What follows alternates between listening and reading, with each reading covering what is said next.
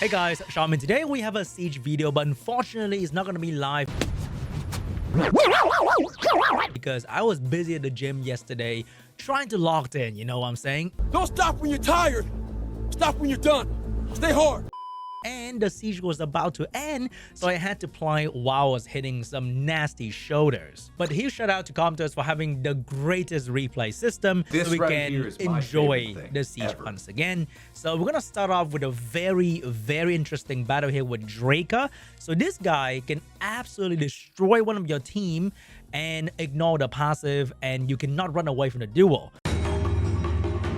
So my answer was I'm gonna have two units that will be very tanky with minus dark. One of them heal itself and the other one has attack break in the skill 1. So if he happened to duo those two units, then they will nerf him and survive. And we have this unit as well who has one of the strongest skill 1 in the entire game. So if I duo with Drakar, then he can destroy Drakar as well.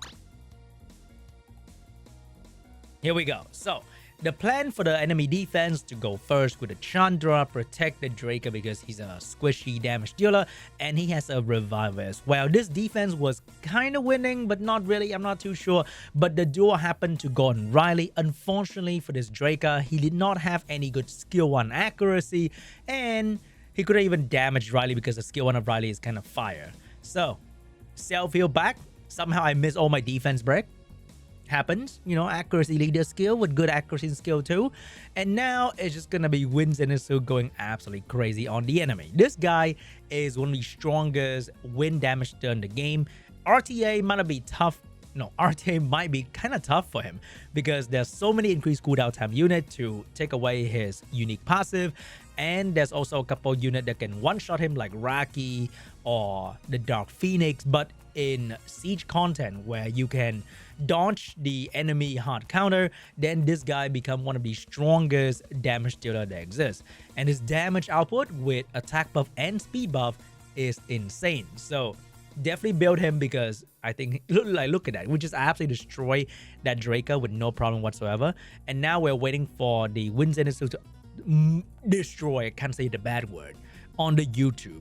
So we're gonna destroy the Chandra as well very easily, and we just have the revival last. And somehow my Nana missed the defense break once again with absolutely maxed out accuracy. But did you know that you can hit through the Endure buff?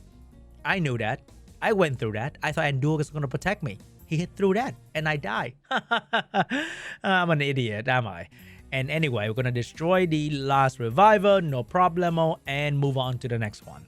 By the way, for this siege in particular, my defense was on fire. So as you can see right here, how do I show you that? We go to contribution. We are at the very top. Wait, I thought there was a guy that's on top of me. Did he move on to a better guild? Because I'm rank 2, the rank 1 guy. I assassinate the rank 1 guy. I'm the rank 1 now. Anyway, he probably moved on to the main guild. This is one of our first G3 battle in a long time. As you can see right here, it was against 2 other G3 battle, and we managed to win so much in defense. So my Narsha defense got a couple wins right there. My Wins and Isu, this one was recommended by one of the viewer in a YouTube comment. If you're watching this, thank you so much. The Theomas team was kind of winning too, and the Light and Dark 4-star defense was kind of winning as well. And I wish there's a way to watch how they lose. Oh my god, that'd be so much fun, dude. In the top G3, people love to hide all their strategy. I understand that because you can hard counter a Lushen team by putting minus win artifact, but dude, if I could watch these losses, that'd be so funny, right? That'd be amazing. Next one, we have an Odin defense. So we're gonna go in with Tittius to counter Odin. We have a healer to counter Odin and to attract the secret. And my main damage dealer is gonna be the Wind Bayak. So Wind Bayak is also very tanky on minus win artifacts. So with Dow Ignore defense, it's gonna be very hard for Odin to actually hurt me. And as you can see right here, with this kind of team, the Odin will not have 5 stack immediately, and Gelnir can steal buff, so I stole the Odin attack buff, which is very important. And the whole fight, which is Wind Bayak doing damage on the enemy tanky damage dealer. And Winbayak Dot is absolutely incredible at doing so because I don't need crazy stat while being very, very tanky at the same time. So he is just putting dots on the enemy while they die slowly and fail to kill me. But, okay, the funny moment is going to happen later. It's not there yet, but it is going to happen later. So we're now done with the Chandra. We're moving on to the secret. This is the prophecy. I can't believe they created a unit to counter Odin, but he forgot that every Odin, literally every Odin is on violent runes, and it can steal your freaking endure buff. And he's dead. Unbelievable.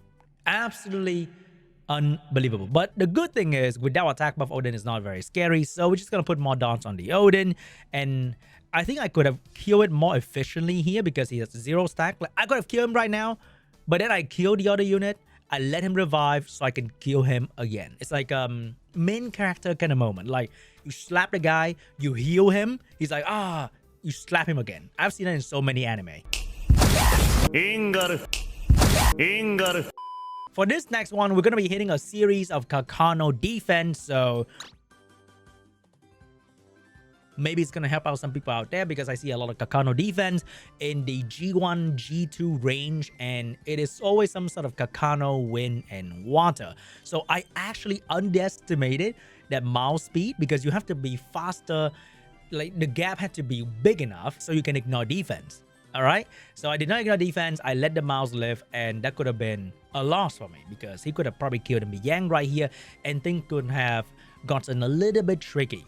But Miyang managed to survive. We take down the mouse. I think I could have killed the Smicer very, very easily, and then Miyang's gonna finish off the enemy Kakano, and then mouse alone might kill Miyang, but with healing and oblivion, I think we're gonna be okay, even if that happens. Or I could have better runes, but my water series only plus 205 speed. I cannot go any faster than that. So probably just need to use Sonia. Sonia would kill Mouse, no problem whatsoever. Another one of the same team, so I go in with my triple tanky unit on maximum resistance to dodge the enemy strip if possible. So Mouse going in with the violent proc, classic Mouse turn 1, nothing crazy here. And now we're just gonna put dots on the enemy team. I've been loving the combination of Amber and Lamelia recently because the branding boosts Amber damage like crazy, and the extra dot kill them faster, and Lamelia get like 1 extra cooldown reduction with the death of one of the enemy unit, and they burn down so quickly anyway. So Bruiser team, great dot damage. It's always fun to play with. Another one of those, but this time there's no mouse but Camilla, so I don't have to be worried about getting stripped too often, and there's no crazy damage coming from Camilla as well. Camilla is not very good for defense, so we take down the Kakano very quickly with Theomas, and because of the threat state and the hug, they are getting damaged a lot. But unfortunately, because Chandra is very good at critting, we cannot really control the Camilla with the Chandra stun. However, the Chandra is doing very good on the enemy. What is his name again? Smicer. So the moment you take down Smicer, there's no more debuff, there's no more real damage. Camilla alone might be a problem for a little while, but even with 0 Destroy Rune on my team, which I could have put in a Destroy set for offense, but even without Destroy Rune, this ended rather quickly because Theomas' damage is insane. And back in the day, do you know that Camilla can cleanse in between Theomas' defense break? Crazy, right? But they try to make it more consistent by allowing Camilla to cleanse after the attack is finished. So if you have a multi-hit attack that can defense break in the first hit, like Theomas skill 2, it's gonna do more damage on Camilla because you can utilize the defense break to do more damage with the other 2 hit. So Camilla is gonna go down rather quickly with Theomas damage, and Chandra damage, even though not as good, is not too bad as well. And Camilla's gone. Next up, we're back with a mouse, and this time I run a crit damage Roid. Okay, I was about to go in with Fangyan, but then Fangyan is not fun, right? So I went in with Roy on a HP crit damage HP build, no speed because we're running with Leo. So as you can see, the damage is actually not too bad. And the Roy is rocking plus 35k HP as well. So if I get hit by the Kakano that did not crit on my Roy, like what kind of runes are you guys running over there? Huh? Like, did you not have a rune on Kakano? How do you miss a crit on a fucking Roid? Okay? What is a Kakano on? Triple Endure some shit? Like, hello, wake up, buddy. Alright? At least 85 crit in your Kakano. If you rune a crit damage unit and you don't have high crit rate, you are literally just wasting a rune. Okay? You would see so many people nowadays, even in the G3 guild, that would run a damage dealer with shitty crit rate. And if you're not critting, what are you doing? Just stand there looking pretty? Like, this is not a like, Miss International, okay? Get out of here. Almost killed my Leo, by the way. Not bad. Not bad. Max Res Leo, very tanky. Almost killed my Leo. Not bad right there, buddy. But get the fuck out of here. Thank you so much. And that is it for the Kakano Tower. Now we move on to the next tower with the Platty and Irene situation. So I went in with a similar team, but I switched the Zen with the Smicer because I used my Zen earlier. And now he went first and outspeed me. Not bad. I'm on Vio 180 speed, but not bad. Outsped me. Eat my fish. But hey, when the world eat your fish, we eat the world's fish. So both are gone, but I can focus on the enemy Irene to release my fish out of the suitcase a little bit faster. And there's nothing he can do about that. And I use Smicer because bomb damage go through the Wind Zenitsu passive to protect itself. It only protects itself against damage from like an enemy, like a direct hit with damage. But bomb is damage from a debuff, which he's suffering from. It's like cancer, okay? Even Goku cannot beat cancer. So if you put a bomb right there and you explode the bomb or the bomb detonate itself, then Wind Zenitsu would die to the bomb damage and there's really nothing he can do about it. In the meantime, I'll just control the other unit. He could have died from the first bomb right there if I did a bit more damage, but he's gonna die anyway. And now we just focus on the enemy reviver. And that's pretty much it. Wind Zenitsu is very, very scary, but unfortunately, the AI is not smart enough to not use a skill 4. So he kind of used a skill 4 before you really need to use a skill 4. Kind of sad, to be honest. He should not do that and should try to spam skill 1 for the defense break. But he kept using skill 4 for nothing. Died to the bomb with the additional turn. Beautiful. Voila, chef kiss. And now we focus on the enemy healer. We're trying to heal back with Smicer, take down the Platty, and that's pretty much a game. For this next one, it's going to be a very exciting battle with a Lushen comp right here. We go in, bada bing, bada boom, and the game is finished. If I really want to, I would just Lushen the entire way and never make a siege video again. Like, why do I have to go through all that violent proud bullshit when you can just do that? For the next battle, we are going back to the old meta with the Chandra Byungchon plus LD5. This time around, I'll bring Camilla, which I haven't used in a long time. I haven't touched this unit for a long time because it can tank these two very well, but they're not very popular anymore. So we get a quick little freeze, quick little bomb, Sierra, boom, gone. Defense scaling unit, very bad against bomb. And I brought in the Dark Nezuko originally to tank the enemy light unit, but she's done. And I was hitting my workout, okay? I was hitting my workout. I was very dizzy from going to failure, so we missed bomb on the immunity right there. Not gonna lie, I felt kind of stupid in the middle of the gym doing that, but it is okay because I know that I can hit the auto button from now on. The two units that you're seeing in front of me right now will almost never kill Camilla in like at least half an hour. There is some destroy in there somewhere, which will probably kill my Camilla in the very distant future, but we're not going there. We are definitely not going there. So we take down the Byungchon very easily, and that's GG as well. Wow, so clean. Loving it every single battle right here. For the last fight, I forgot to hit the send replay to the guild chat button, so it was not registered in the system. So we're gonna recreate the battle right here. Wow, see? Even though I told you it's gonna be full replay, but I actually can make it live. Kind of like a bonus. So for this one, I didn't want to go for the traditional anti-Odin team. I want to go with something cool. So we have triple revenge Nora for fun dot damage when they hit me. We have a monkey with minus win. And we have an Eladriel with minus win. So the whole point is to revenge, is to survive, and to do stuff on the enemy team. So he's gonna go in with a big attack buff.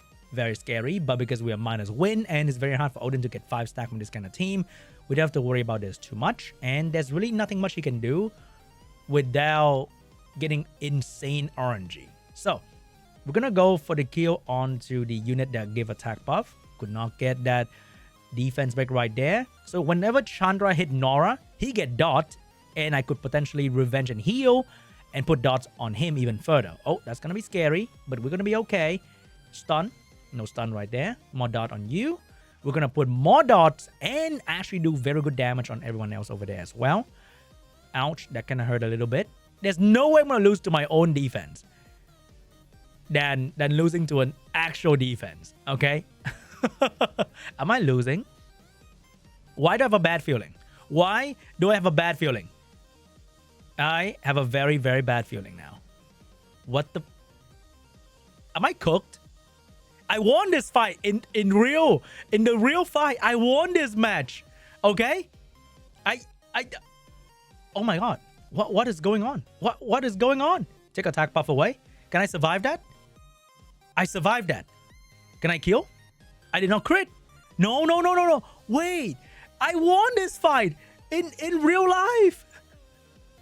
Nah. Nah, there's no way I'm losing. There's no way I'm losing. There's no way.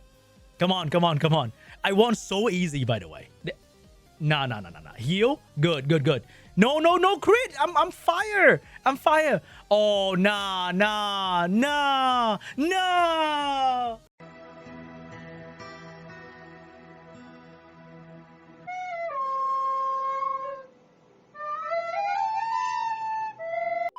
I have proof. I have received. Okay? You go here. You go here. You can see. Where is it? I had received. Okay? I won. I don't know. My defense is just too well rooted. Alright? My Odin was just different. Anyway, guys, thank you so much for watching, and I'll see you guys in the next one. Bye-bye.